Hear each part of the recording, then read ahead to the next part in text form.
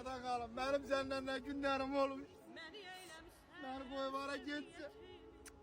Demirine kurban olup. Senden benim ne talebeliğim olur. Aya. Ne dağlar aşmış. Ha ne olur yine? Niye ağlıyorsun? Satırım bunu. Ayrılamıyorum onu. Niye satırsan ki? Pul lazım da. Niye satırım? Ha ben ölmüşüm. Ne oğlum? Ya pul lazımdı, cekete sala kredite pulunu götür. Niye satırsan? Bunu. Ha. Ne tere adı başkasının olsun özüm ben Ay, seni. heç neydə başqasının olmayacaq. Maşın özündə qalacaq, nömrəsi də dəyişməyəcək.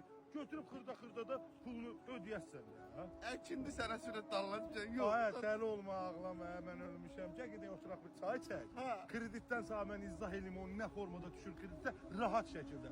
Özün deyəsən ki, mən çox naxaq ağladım. Hangi diyorsun? Vallahi. Mən də pis elədin, sənlə gəl gedək, gəl. Vallahi gəl Ay gedək. başı satırım. Ay, sat qoymayacağım satasan. Rahat şəkildə pulunu götürəsən nə qədər lazımdır verəcəm. Satarsan sen. Niye böyle gitse başına da kal. Etməyə də tək götür, gəl.